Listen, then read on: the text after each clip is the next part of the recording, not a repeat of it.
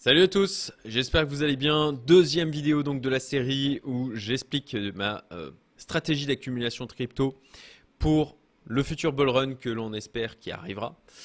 Rien de certain à ce niveau-là, même si bien sûr j'y crois, hein. C'est pour ça que je continue à faire des vidéos sur le sujet et à investir moi-même dans ce marché. Alors j'aurais dû ma tête. La dernière fois on en était resté du coup à la partie sécurité. Comme promis, je vous ai mis du coup en lien. Alors déjà, en haut à droite, je vous mets le lien vers la précédente vidéo. Essentiel d'aller la voir si du coup vous arrivez directement sur celle-ci. Vraiment, c'est important d'aller voir la vidéo précédente où j'explique du coup tout mon portefeuille, tout le gabarit, toute la stratégie, toute la méthodologie qui est fondamentale en fait pour déployer cette stratégie. Et comme promis, je vous ai mis en lien du coup en description, mais restez vraiment jusqu'à la fin de la vidéo parce qu'il y aura des choses dont je vais parler qui sont fondamentales si vous souhaitez réussir sur ce marché. Néanmoins, voilà, vous avez en description le lien pour pouvoir faire la demande de récupération du Google Sheet, du gabarit que je vous ai créé, puisque moi j'ai mon propre fichier et à partir de ce fichier, je vous ai créé ce gabarit qui vous permettra donc de faire le suivi de votre portefeuille au fur et à mesure du coup des 1-2 ans qui viennent, peut-être plus, peut-être moins. Voilà, après comme je le disais dans la précédente vidéo, à chacun d'adapter la stratégie et sa durée. Donc, la partie sécurité. Alors, essentiel. Pour vous sécuriser, déjà, ne stockez pas, ne gardez pas toutes vos cryptos sur un exchange. Évitez les exchanges centralisés. Je pense qu'on a eu suffisamment d'exemples en 2022. Alors bien sûr, il y a toujours des nouveaux entrants sur ce marché. Eux n'auront pas connu des faillites d'exchange et du coup seront moins marqués et moins prudents. Néanmoins, moi, sans avoir vécu ça, je, somme toute, été plutôt très prudent. En fait, oui, j'ai bien géré ma sécurité globalement. J'estime avoir bien géré ma sécurité. Donc, je vous en supplie, soyez disciplinés. Imposez-vous de protéger vos cryptos. Diversifiez-vous en termes de wallet physique, wallet soft, wallet aussi. Ne mettez pas. Alors, je sais qu'on parle beaucoup de la Ledger, etc. Mais en fait, la Ledger, c'est ni plus ni moins que un soft wallet sur un device spécifique, en fait. Donc, diversifiez là aussi. Ne mettez pas toutes vos cryptos dans un seul wallet, comme de l'argent en banque. Hein. Vous le mettez, ça me semble essentiel aujourd'hui de le mettre dans plusieurs banques et de diversifier aussi en termes de devises. Vous diversifiez aussi en termes de blockchain. Hein. Si vous avez un token qui est présent sur différentes blockchains, alors bien sûr, il faut que ça tienne la route sur les différentes blockchains. Il faut vérifier la liquidité qu'il y a derrière. Mais ça me semble judicieux de la même manière de diversifier en termes de blockchain si vous en avez la possibilité. Je prends l'exemple du BUSD, d'en avoir à la fois sur l'ETH et sur la blockchain de Binance. Ça ne me semble pas déconnant. Même chose pour le Paxos Gold. Et il me semble qu'on peut en avoir sur la Binance Smart Chain et sur l'Ethereum. Bon, voilà, c'est des exemples. Mais pour les tokens comme ça qui sont sur plusieurs blockchains, eh bien de diversifier à ce niveau-là aussi. Et puis posséder des comptes sur plusieurs exchanges. N'hésitez pas à vous créer des comptes. Alors je sais, ça fait plus de Know Your Customer, plus d'administratifs, mais ce n'est pas quand vous allez avoir le besoin urgent de sortir, de vendre ou de faire des opérations, souvent c'est quand tout le monde veut les faire. Et quand tout le monde veut les faire, en fait, les exchanges centralisés sont pris d'assaut et vous avez un engorgement et vous n'arrivez pas à créer votre compte et potentiellement il faudra des semaines, voire des mois pour arriver à le créer. Et je parle d'expérience par rapport à ce que j'ai vu, notamment lors du dernier bull run, dans le bull run d'avant, où on a exactement la même chose. Donc prévoyez, soyez prévoyants. Vous créez vos comptes sur des exchanges, Kraken, Coinbase, Bybit éventuellement. Binance, bien sûr. FT. Ah non, lui, il y est plus. Désolé pour la blague, c'est nul. Mais bon, vous m'aurez compris, d'accord. Vous créez, même si vous ne les utilisez pas, mais au moins ils sont là. Ils sont là, ils sont disponibles et vous les avez en secours. Hein. C'est pour ça que c'est aussi important d'avoir sur des soft wallets parce que si vous vous rendez compte qu'une plateforme est engorgée, vous pouvez changer d'exchange centralisé, l'envoyer ailleurs. Qui plus est, avec des soft wallets, vous pouvez aussi exploiter la DeFi et faire vos changes via la DeFi. Si vous voulez faire vos changes quand même sur un exchange centralisé, vous pouvez garder une petite proportion de l'ensemble de vos cryptos sur cet exchange. Je comprends aussi la facilité d'utilisation que ça représente, de ne pas avoir à chaque fois à sortir la crypto, le token de l'exchange, le mettre sur soft wallet, ensuite le renvoyer sur soft wallet dans un mois après quand vous voulez. Ok. Mais que ça soit une petite proportion, à la rigueur, vous laissez peut-être maximum, à mon sens, 10% de la crypto sur l'exchange centralisé. Ensuite, partie psychologie, ultra important. C'est un point, vous vous battez contre vous-même en permanence, d'accord? Votre principal ennemi, c'est vous. C'est pas le marché, c'est pas les whales, c'est pas ceux qui manipulent, c'est vous, ni plus ni moins. Donc, psychologie. Alors, ça, c'est encore une fois, je l'ai dit dans la dernière vidéo, c'est ce que je vous montre là. C'est mon mind mapping que je vais garder sur les 1 an, 2 ans, 3 ans à venir, auxquels je vais revenir régulièrement. Et si j'ai mis des choses là-dedans, c'est aussi pour me les remémorer en permanence, parce que c'est nécessaire de revenir dessus, de vous le rappeler, de vous le rabâcher encore et encore et encore. Voilà, pour que ça soit ancré, pour que vous preniez les bons comportements, les bonnes réactions quand vous vous sentez pas bien, quand vous avez quand vous avez peur ou que vous êtes greedy, quand vous ressentez des émotions fortes comme ça. Il est ultra important de reprendre voilà, ces éléments qui sont évoqués ici et puis de potentiellement mettre des actions dont je vais parler.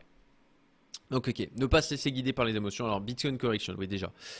Voilà, petit rappel, hein, quand vous serez en phase de bull run, que potentiellement vous allez avoir des fluctuations sur votre portefeuille de montants faramineux. Moi je me rappelle du coup de janvier à mai 2021, des centaines de cas de fluctuations en parfois 24 heures. Et ben ça fait bizarre. Voilà, c'est pas facile, clairement. Et de se rappeler un peu, bon ben ok, alors pourquoi, tiens, je me rends compte là que mon image est tronquée. Bon, je la remplacerai par autre chose du coup dans mon mind mapping, mais vous comprendrez le principe. Vous tapez Bitcoin Historical Correction sur Google, vous trouverez sur Google Images une autre image de ce type.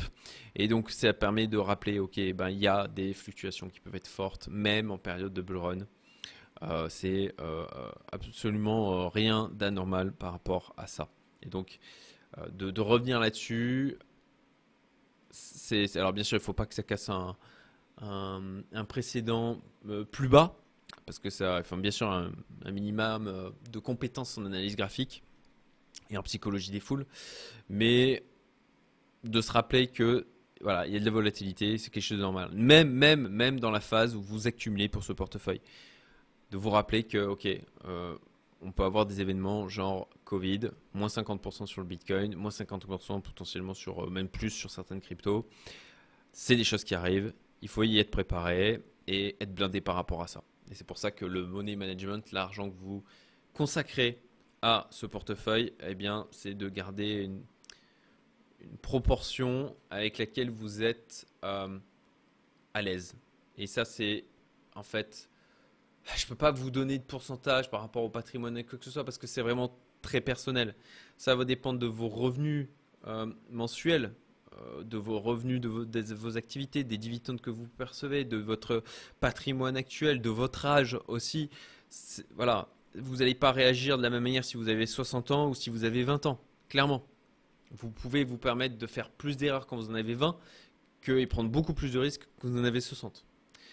Voilà, mettre l'argent dont je peux me passer, donc ça revient à ça, mais encore une fois, c'est extrêmement personnel. Être patient. Quand vous avez une décision qui est importante, qui est non urgente, revenez plusieurs fois dessus, à différents moments de la journée et dans le temps, pour la sous-peser. Et potentiellement, parfois, juste, c'est là aussi où l'entourage est fondamental et moi, a été un facteur décisif de réussite dans le bull run de 2021. les personnes que j'avais autour de moi, avec qui je pouvais discuter, de la manière dont je me sentais, le coaching aussi, de me faire accompagner sur la gestion de mes émotions. Et donc de parler à des personnes comme ça qui sont dans la même dynamique que vous, qui sont avertis, qui ne sont pas des to the moon boys, c'est ultra important quand vous avez ces moments où c'est dur, quoi, c'est difficile. Et il y en aura. Et il y en aura. Avoir plusieurs plans d'enrichissement, alors ça aussi c'est lié aux éléments personnels, mais ce qui crée une forte résistance à la pression de ce marché, c'est de ne pas être dépendant de la réussite de ce plan. C'est d'avoir d'autres investissements qui peuvent donner des choses super intéressantes, ou alors d'avoir d'autres sources de revenus qui sont importantes, qui vont vous enrichir aussi, et que ce ne soit pas, voilà, que vous ne comptiez pas uniquement sur ce marché crypto. Ça, pour votre résilience psychologique, c'est quelque chose qui est vraiment fondamental. Alors je sais que c'est pas facile, c'est pas toujours le cas. En tout cas, moi, c'est un truc d'une manière générale qui fonctionne. Je fonctionne comme ça. J'ai différents plans d'enrichissement que j'avance en parallèle. Et ça me permet de tenir quand j'en ai un qui échoue, parce que ça arrive, et de pas être en mode catastrophé, quoi. Voilà, on a plus de facilité à réinvestir et à prendre du risque avec des gains. Ça, c'est de la psychologie de base. C'est en marché financier, hein, quand on gagne 100 000 sur les cryptos versus on a gagné 100 000 en travaillant de son activité d'entrepreneur, ou potentiellement pour certains de salariés, même si je m'adresse beaucoup à plutôt des entrepreneurs et investisseurs, ou des investisseurs à temps plein aussi. Il y en a de plus en plus qui rejoignent ma communauté. Eh bien, voilà, clairement, ça va pas avoir la même valeur, alors que 100 000, ça reste 100 000. 100 000, ça reste 100 000. Voilà. Et ça, il faut psychologiquement se le rappeler régulièrement. Et puis, voilà, si c'est quelque chose d'urgent, s'il faut que vous preniez une décision rapide, vous pouvez faire des exercices de respiration, méditer, utiliser la respiration carrée. Aller chercher sur internet, hein, si vous avez besoin d'en savoir plus là-dessus, pour redescendre en fait, faire retomber les émotions. Ça va vous faire du bien. Vous prenez juste 5-10 minutes. 5-10 minutes, ok, c'est quand même acceptable, donc d'accord, dans l'environnement crypto. Après, c'est difficile, hein, de juger quand on a justement les moments de stress fortement émotionnels, mais essayez au maximum de vous forcer à redescendre. Vous allez sortir dehors, vous allez prendre un peu l'air, ou juste vous sortez de la pièce où il y a votre ordinateur, vous allez à un endroit où c'est calme et vous respirez. Voilà. Des séquences de respiration. Vous pouvez faire, ok, je respire sur 8, je fais une pause sur 4, je souffle sur 6, puis je reprends. Voilà, plusieurs fois comme ça. Rien que déjà de le faire 2-3 minutes, si possible plus long, mais déjà 1-2-3 minutes, ça vous permet de redescendre et d'être un peu plus maître de vos émotions. Comportement lors du dernier bull run. Et ça, d'ailleurs, dernièrement, le marché des cryptos a monté, et c'est un comportement que l'on voit, alors moi je trouve quasi à chaque fois en fait. Les gens se jettent sur le Bitcoin, ils vont ensuite sur les alts car le Bitcoin a déjà trop monté. Ensuite, on a aussi ce truc habituel qui se dit le Bitcoin c'est un dinosaure, c'est dépassé, ça va être comme Yahoo, tatati tatata. Sauf que non, le marché des cryptos, c'est différent. Il y a de l'accumulation de confiance qui se fait avec la capitalisation, qui n'est pas la même dynamique, et de robustesse, hein, d'ailleurs, qui n'est pas la même dynamique qu'avec des actions sur le marché, si on fait le parallèle avec la bulle des dot-com dans les années 2000. Mais souvent, voilà, on entend ça. Le Bitcoin s'est dépassé. Moi, je vais aller sur les alts parce qu'ils ont plus de potentiel, patati patata. Après, donc, on va notamment sur l'ETH ou autre. Puis après, on entend l'ETH s'est dépassé. Alors là, j'ai mis pour l'exemple le DOT, le ADA, le BNB, le AVAX, en tout cas des tokens d'autres blockchains. Alors bien sûr, il y en a plein d'autres, hein. C'est juste pour l'exemple, j'en ai pris des connus, mais certainement qu'à ce moment-là, vous aurez de nouveaux blockchains qui vont sortir, qui vont dire notre technologie est 1000 fois plus meilleure, plus performante, meilleure, scalable, rapide que le TH. et où il y a des gens qui vont y aller parce qu'ils vont dire ah ouais c'est ça le nouveau truc. Et potentiellement vous pouvez aussi jouer là-dessus clairement et surfer ces vagues-là. Mais ça c'est plutôt dans une dynamique de trading que dans la dynamique du portefeuille que je vous ai présenté la dernière fois. Après, voilà, je le disais, hein, le portefeuille, les tokens, les cryptos que j'ai intégrés dedans, c'est ma décision à chacun de prendre la sienne. De la hype sur certains secteurs, on a un aspect aussi rotatif de secteur, de rotation dans les secteurs, comme on l'a d'ailleurs dans les marchés classiques, notamment bah voilà, la DeFi, les NFT, le Metaverse, les Play to Earn, l'intelligence artificielle. Actuellement, bon, bah, c'est de la hype sur les intelligences artificielles. Bon, pour ma part, j'ai loupé le truc là. J'attends que ça se calme, tout simplement. Donc voilà, de rappeler ces comportements lors du Daniel Brown et d'y revenir, parce qu'on a vite fait d'oublier. C'est pour ça que je l'ai vraiment mis dans mon mind mapping. Voilà pour cette deuxième vidéo. J'en ferai une troisième du coup sur mes indicateurs préférés. Ça risque d'être une vidéo un peu technique. Mais à mon semble, voilà, c'est ma collection d'indicateurs que j'ai pu accumuler sur ces dernières années. Donc j'estime qu'il y a quand même une belle valeur là-dedans. D'autres indicateurs que j'évoquerai. Je vais quand même parler là aujourd'hui de mes sources d'informations. Bon, bien sûr, hein, la communauté privée Youmento, la communauté que j'ai créée, je ne suis pas du tout en mode gourou ni quoi que ce soit. Moi, ce que je fais, c'est regrouper des gens hors du commun. Voilà, des gens qui ont leur domaine d'expertise, qui sont parfois, pour beaucoup d'ailleurs, hein, maintenant une bonne partie des membres de la communauté ont des réussites et des niveaux de patrimoine qui sont bien plus élevés que les miens, qui sont source d'inspiration, clairement. Après, j'estime que j'ai d'autres choses aussi que je peux apporter et c'est ma capacité aussi à regrouper des personnes comme ça, à les sélectionner, qui fait la valeur de la communauté. Pour info, on a un niveau de churn, donc de départ qui est extrêmement faible et encore que il est notamment nourri parce que quand je vois qu'il y a des gens qui sont, ça je ne comprends pas, mais c'est normal dans toute dynamique de groupe, il y a des gens parfois qui rentrent et qui ne sont absolument pas actifs, qu'on ne voit jamais. Bon ben, ceux-là, je leur propose même pas de renouveler, hein. Moi, d'avoir des gens complètement fantômes, ça ne m'intéresse pas. Donc voilà, clairement la communauté privée, celle que j'ai créée, vous pouvez postuler en description. Un peu de pub pour moi, hein, bien sûr, c'est mon business de cœur aujourd'hui et principal. L'entourage qui est dedans et les compétences de gens. On a d'ailleurs Georges qui Slashcoin qui alors au moment où je fais cette vidéo, normalement il nous aura rejoint. On a Alex qui est là aussi, Cédric Froment qui nous a rejoint. Voilà, on a Rémi de Parlons Long Terme, même si lui crypto il n'est pas du tout pour. Mais voilà, c'est ça la force aussi de cette communauté, c'est d'avoir des gens extrêmement pertinents et brillants dans leur domaine d'expertise et qui apportent sur cet aspect-là.